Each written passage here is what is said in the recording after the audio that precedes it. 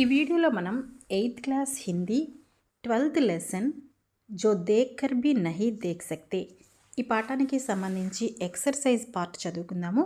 Page number 100 పాఠ్ కే ముఖ్య బిందు. పాఠంలోని ఇంపార్టెంట్ పాయింట్స్ ఇక్కడ ఇచ్చారు. ఇది మొత్తాన్ని మనం సారాంశం క్రింద కూడా రాయొచ్చు. ఫస్ట్ పాయింట్ చూడండి అమ్మా. लेखिका हेलन केलर को कुछ भी दिखाई ना देने पर भी छूकर वह कई चीज़ों को पहचान लेती है. లేఖిక అంటే రచయిత్రి అని అర్థం. ఇక్కడ హెలెన్ కెల్లర్ గారే రచయిత్రి.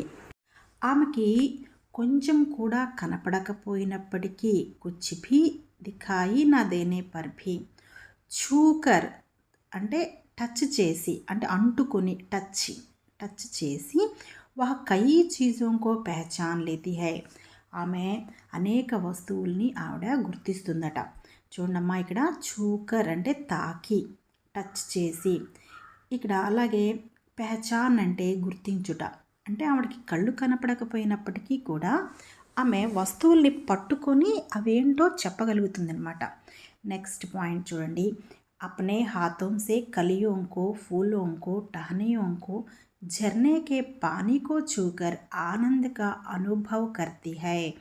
ఆమె చూడండి, హాతోంసే చేతులతో, కలియోంకో అంటే మొగ్గలని, పూలని, రెమ్మలని అంటే చెట్టు కొమ్మలు, రెమ్మలు వీటన్నిటినీ కూడా టచ్ చేసి, అలాగే ఝర్నేకే పానీ కోఫీ అంటే సెలయేటి నీటిని కూడా తాకి ఆనందక అనుభవ్ కర్తీ హై, ఆవిడ ఆనందాన్ని అనుభవిస్తుంది. నెక్స్ట్, వహ ఘాస్ కే మైదాన్ కో మహంగే కాలీన్ సే అధిక్ ప్రియ సమజ్తీ హై. ఆమె గడ్డి మైదానాన్ని, అంటే మనం కాళ్ళతో తొక్కుకుంటూ కింద వెళుతూ ఉంటాం కదా, గ్రీనిష్గా ఉండి మెత్తగా ఉంటుంది. ఆ గడ్డి మైదానాన్నట మహంగే కాలీన్ సే అంటే ఖరీదైన తివాచీ కంటే కూడా అధిక ప్రియ సమజ్తీ హై, చాలా ఇష్టంగా వాటిని ఇష్టపడుతుంది. అంటే ఖరీదైన తివాచీ కంటే కూడాను, రెడ్ కార్పెట్ అంటాం కదమ్మా, కార్పెట్ అంటాం కదా, వాటికంటే కూడాను ఈ పచ్చగడ్డి మైదానం ఏదైతే ఉంటుందో అది చాలా ఇష్టమట ఆవిడికి. నెక్స్ట్, उसका विचार है कि जिन लोगों को आंखें होती है वे बहुत कम देखते हैं.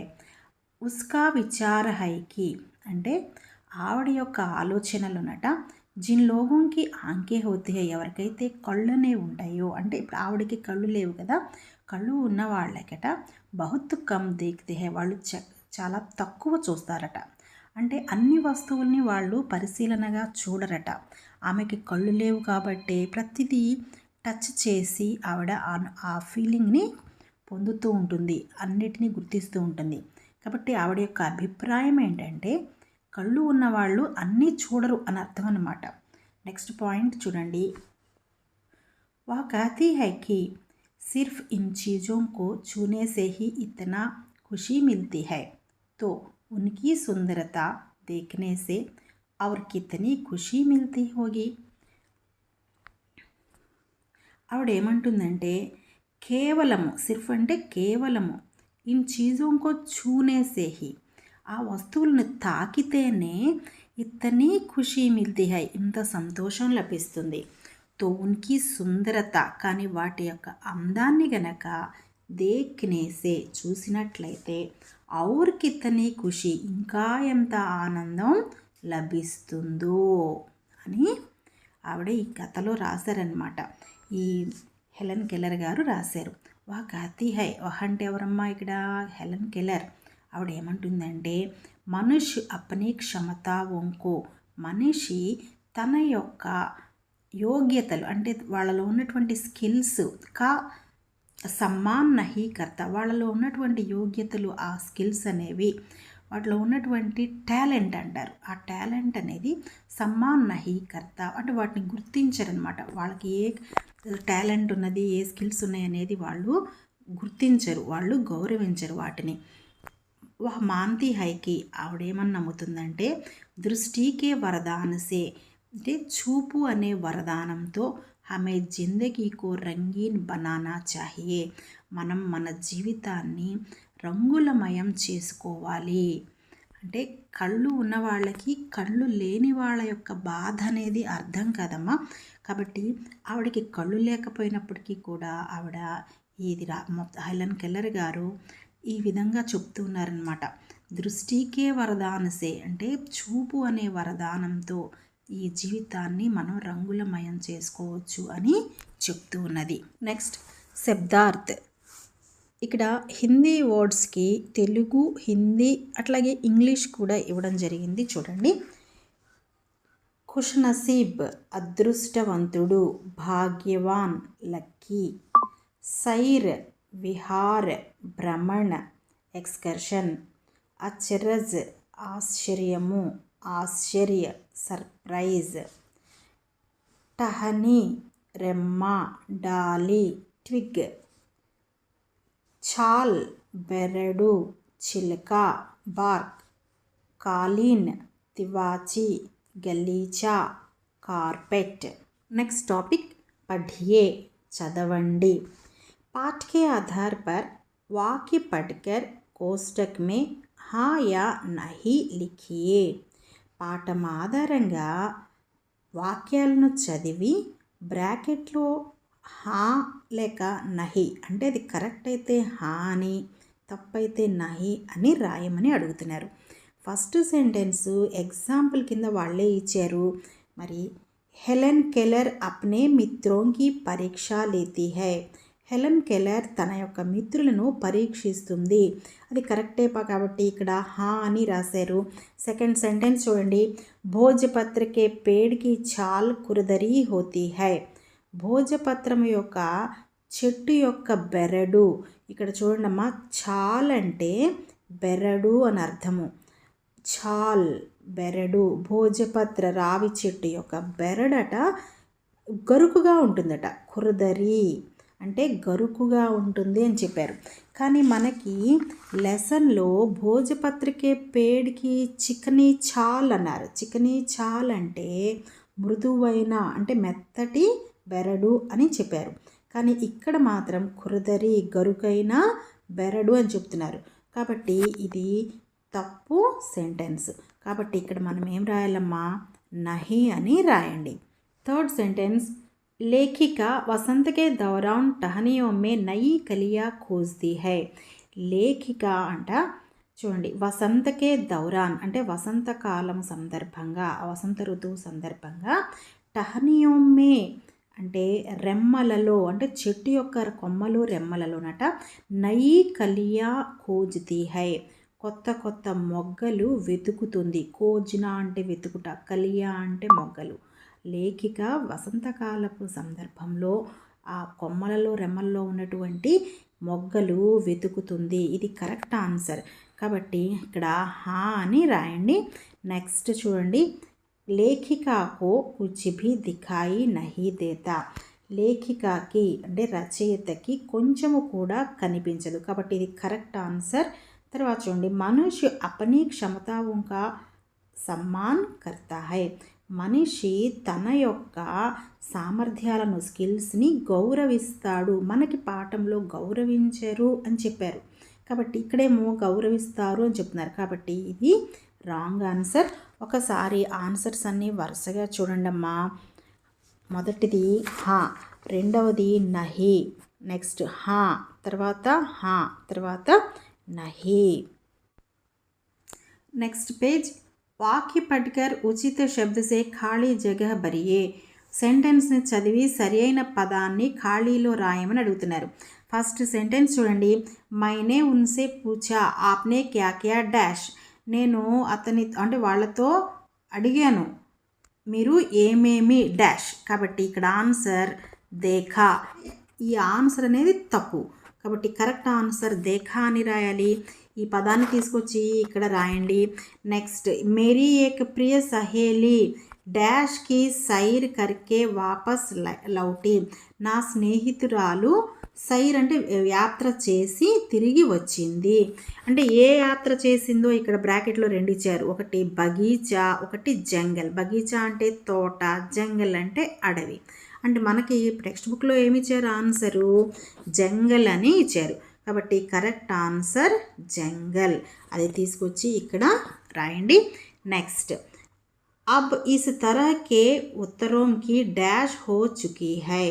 ఇక్కడ ఆన్సర్ ఆది అన్నారు, ఆదత్ అన్నారు. ఆది అంటే మొదలైన, ఆదత్ అంటే అలవాటు. ఆదత్ హో చుకీ హూ అనేది ఆన్సర్, అంటే అలవాటుగా మారిందని చెప్పి ఇక్కడ మనకి పాఠంలో చెప్పడం జరిగింది. కాబట్టి ఆదత్ అనే మాటని ఇక్కడ రాయండి. నెక్స్ట్, మనిషి అప్నీ క్షమతాओं का कभी डैश नहीं करता. మనిషి ఎప్పుడు కూడా తన యొక్క సామర్థ్యాలను డాష్ నహి కర్త చేయడు, ఏం చేయడు. ఇక్కడ స్పర్శ అంటే స్పర్శించటం, సమ్మాన్ అంటే గౌరవించటం. మనకి లెసన్లో ఆన్సర్ ఇక్కడ సమ్మాన్ అని ఇచ్చారు, కాబట్టి ఆ సమ్మాన్ అనే పదాన్ని ఇక్కడ రాయండి. నెక్స్ట్ సెంటెన్స్ చూడండి, ఫిర్ భీ సైకడోం డాష్ చీజే మిల్తీ హై. సైకడోం అంటే వందలాది. ఇక్కడ రోచక్ వ్యర్థ్. ఈ రోచక్ అంటే ఇంట్రెస్ట్ అని అర్థము, వ్యర్థము అంటే వ్యర్థమైపోయినటువంటి అని అర్థము. మనకి లెసన్లో ఆన్సర్ ఏమి ఇచ్చారు, రోచక్ అని ఇచ్చారు, కాబట్టి దాన్ని తీసుకొచ్చి ఇక్కడ రాయండి. నెక్స్ట్, పాఠ के आधार पर अधूरे वाक्यों को पूरा कीजिए. పాఠం ఆధారంగా ఇన్కంప్లీట్ సెంటెన్సెస్ని కంప్లీట్ చేయమని అడుగుతున్నారు. ఫస్ట్ సెంటెన్స్ చూడండి, ముझे बहुत अचरज नहीं हुआ क्योंकि. మరి దీనికి కంటిన్యూషన్లో టెక్స్ట్ బుక్లో ఏముందో చూద్దాము. मैं अब इस तरह के उत्तरों की आदत हो चुकी हूँ. అదంతా ఇక్కడ రాయండి. నెక్స్ట్ సెకండ్ సెంటెన్స్, जंगल में घंटा भर घूमे और फिर भी कोई विशेष चीज़ ना देखे. అలాగే థర్డ్ వన్, उनकी घुमावदार बनावट महसूस करने में डैश बहुत आनंद मिलता है. फोर्थ वन, जबकि इस वरदान से जिंदगी को खुशियों के इंद्रधनुषी रंगों से हरा भरा किया जा सकता है. नेक्स्ट, फिफ्थ वन చూడండి, अपनी उंगलियों के बीच झरने के पानी को बहते हुए महसूस का मैं आनंदित हो उठती हूँ. ఈ విధంగా ఇన్కంప్లీట్ సెంటెన్సెస్ అన్నింటినీ కంప్లీట్ చేసి రాయండి. నెక్స్ట్, ఈ गद्यांश पढ़कर दिए गए प्रश्नों के उत्तर एक वाक्य में लिखिए. ఇక్కడ ఇచ్చినటువంటి పారాగ్రాఫ్ని చదివి క్రింద ఇవ్వబడినటువంటి ప్రశ్నలకు ఉత్తర్ ఏక్ వాక్యమే, ఆన్సర్ ఒక వాక్యంలో రాయండి అని అడుగుతున్నారు. మరి ఇక్కడ ఈ పారాగ్రాఫ్లో ఏమి ఇచ్చారో దాని యొక్క తెలుగు అర్థాన్ని మనం తెలుసుకుందాము. చూడండమ్మా, సుధా చంద్రన్ కే మాతా పితా చాహతే తే కి उनकी पुत्री राष्ट्रीय ख्याति की नृत्यांगना बने. సుధా చంద్రన్ అనే ఆవిడ యొక్క మాతా పిత అంటే వాళ్ళ అమ్మ నాన్న ఏమని కోరుకున్నారంటే, చాహతే థేకి ఏమని కోరుకున్నారు అంటే, ఉనికి పుత్రి వాళ్ళ అమ్మాయి అయినటువంటి సుధా చంద్రన్ గారు రాష్ట్రీయ ఖ్యాతికి నృత్యాంగన బనే, జాతీయ ప్రసిద్ధిగాంచిన డాన్సర్ అవ్వాలని కోరుకున్నారు. అంటే సుధా చంద్రన్ యొక్క అమ్మా నాన్న వాళ్ళ అమ్మాయి ఖ్యాతి చెందినటువంటి డాన్సర్గా వాళ్ళు చూడాలని అనుకున్నారు, అలా తయారు చేయాలని అనుకున్నారు. నెక్స్ట్, ఇస్లియే అందువలన అంటే మంచి డాన్సర్గా చేయాలనుకున్నారు. కాబట్టి చంద్రన్ దంపతిని సుధాకో 5 वर्ष की अल्पायु में ही వాళ్ళ అమ్మా నాన్న ఆ అమ్మాయిని 5 वर्ष 5 సంవత్సరముల చిన్న వయస్సులోనే, అల్పాయు అంటే చిన్న వయస్సులోనే, మేహి చిన్న వయసులోనే, ముంబైకే ప్రసిద్ధ నృత్య విద్యాలయ, ముంబైలో ఉన్నటువంటి ప్రసిద్ధ నాట్య విద్యాలయమైనటువంటి కళా సదన్ అనే విద్యాలయానికి ఆమెని తీసుకెళ్ళారు. అంటే అక్కడ ప్రవేశ్ దిల్వాయా అంటే అడ్మిషన్ అక్కడ ఇప్పించారనమాట. డాన్సర్ని చేయాలనుకున్నారు కదా, కాబట్టి ముంబైలో ఉన్నటువంటి నాట్య విద్యా మండలిలో ఆమెకి అడ్మిషన్ ఇప్పించారు.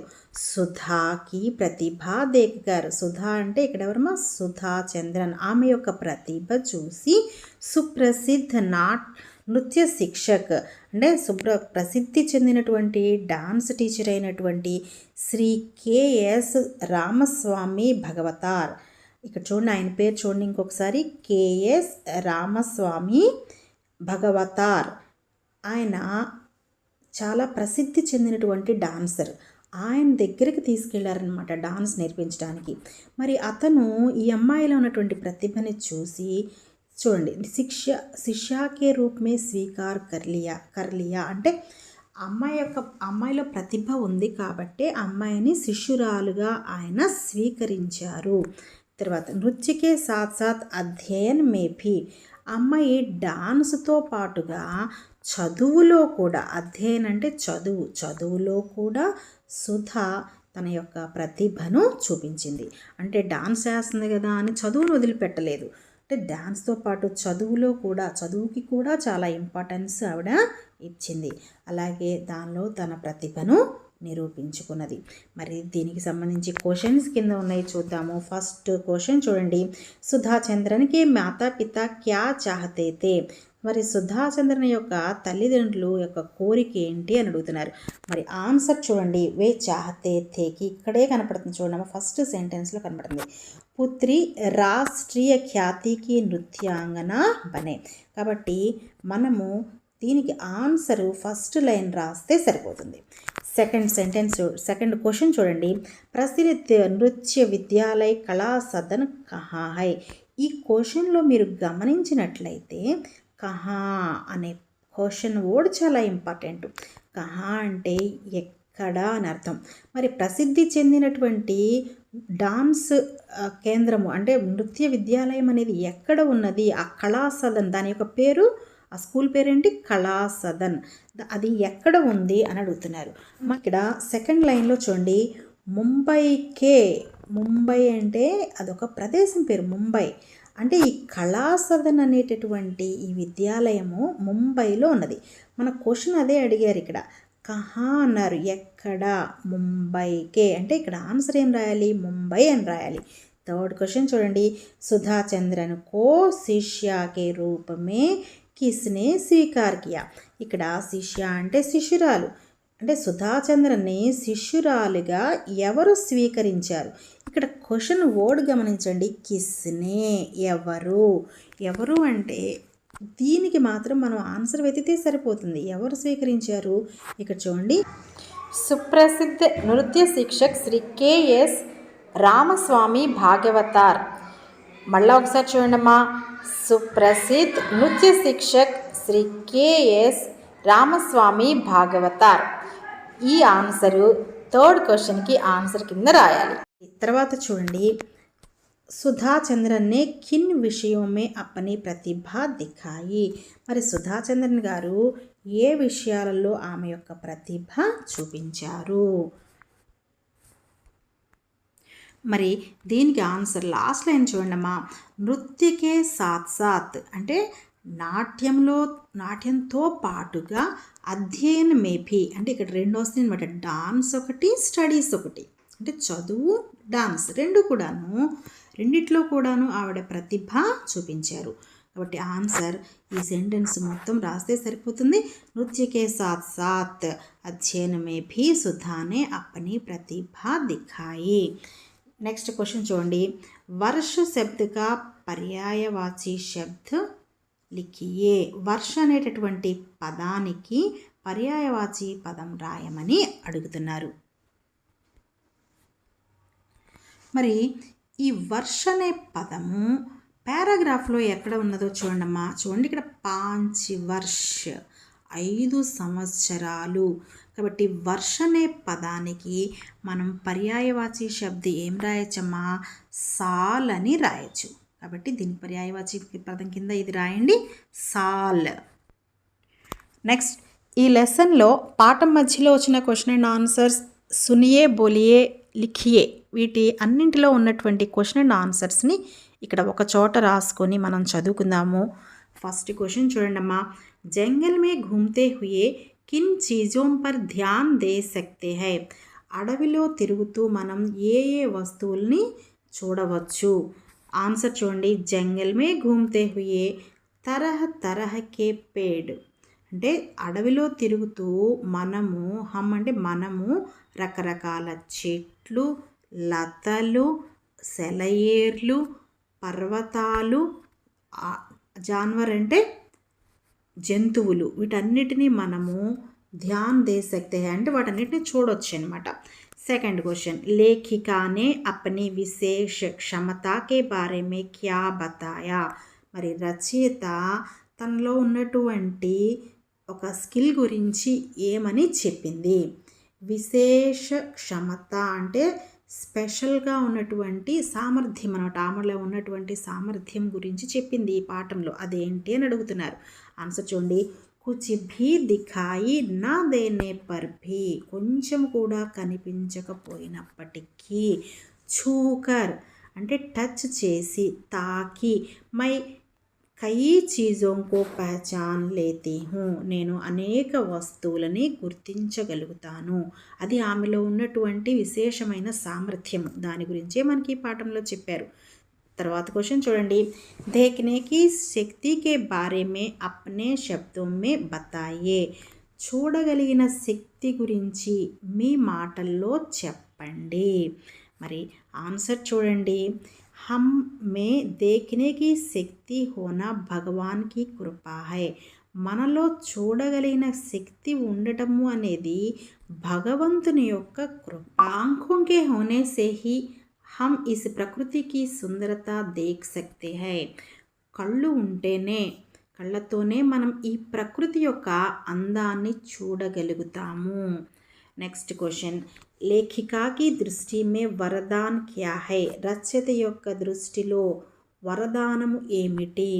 లేఖికా की दृष्टि में देखने की क्षमता वरदान है, రచయిత వారి యొక్క దృష్టిలో చూసేటటువంటి శక్తి కలిగి ఉండటము. చూడండి, देखने की क्षमता, చూసే శక్తి కలిగి ఉండటమే వరదానము. నెక్స్ట్, दिव्यांग लोगों की क्या क्या ఆవశ్యకత होती है? దివ్యాంగ్ లోగ్ అంటే వికలాంగులు, వాళ్ళకి ఏ ఏ అవసరాలు ఉంటాయి? दिव्यांग लोगों को कुछ विशेष चीज़ों की आवश्यकता होती है, మరి వాళ్ళలో కొన్ని వస్తువుల యొక్క అవసరము ఉంటుంది. कभी कभी दूसरे लोगों की सहारा का भी आवश्यकता होती है, అప్పుడప్పుడు ఇతరుల యొక్క సహాయము తీసుకునే అవసరం కూడా ఉంటుంది. నెక్స్ట్, హమే దివ్యాంగోं की सहायता क्यों करनी चाहिए? మనం వికలాంగులకు ఎందుకు సహాయం చేయాలి? హమే దివ్యాంగోं की सहायता करनी चाहिए, మనం వికలాంగులకి సహాయం చేయాలి. క్యోంకి ఎందుకంటే, వే కామ్ అప్నే ఆప్ నహీ కర్ సక్తే, మరి వాళ్ళు తమ యొక్క పని తాము చేసుకోలేరు. నెక్స్ట్ క్వశ్చన్, లేఖికా కో క్యా ప్రియ లగ్తే హై? మరి రచయితకు ఏది ఇష్టము? క్యా ప్రియ ఏది ఇష్టము? లేఖికా కో చీడ్ కి ఫైలి పత్తియా యా ఘాస్ కా మైదాన్ కిసే భీ మహంగే కాలీన్ సే అధిక ప్రియ లగ్తే హై. అంటే లేఖికకి అంటే రచయితకి దేవదారు వృక్షం యొక్క ఆకులు లేదా ఇక్కడ చూడండి, ఘాస్ కా మైదాన్ అన్నారు, అంటే గడ్డి మైదానము, అంటే గడ్డిపరిచి ఉన్నటువంటి ప్రదేశము. ఈ రెండు కూడాను కిసే భీ మహంగే కాలీన్ సే, అంటే ఏదైనా బాగా ఖరీదైనటువంటి కార్పెట్ కంటే, తివాచీ కంటే కూడాను నాకు అవి రెండు ఇష్టము. ఏమేమిటవి? ఇక్కడ చూడండి, చీడికి ఫైలి పత్తి అంటే ఆకులు అనమాట, ఆకులు అలాగే గడ్డి, ఇవే ఎక్కువ ఇష్టము ఖరీదైన కార్పెట్ కంటే కూడాను. నెక్స్ట్ క్వశ్చన్, లేఖిక క్యా చూకర్ ఆనంద్ పాతి హై? రచయిత దేన్ని టచ్ చేసి ఆనందాన్ని పొందుతుంది?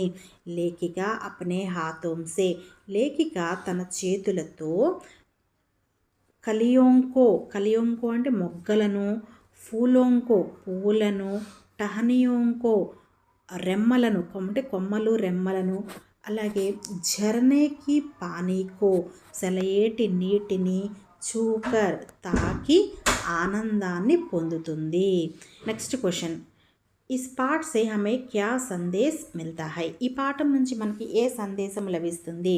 इस पाठ से हमें यह संदेश मिलता है कि మనుష్య को अपनी क्षमताओं का सम्मान करना चाहिए. మనిషి తనలో ఉన్నటువంటి సామర్థ్యాలను గౌరవించాలి. మనకి ఈ పాఠం నుంచి ఈ సందేశము లభిస్తున్నది.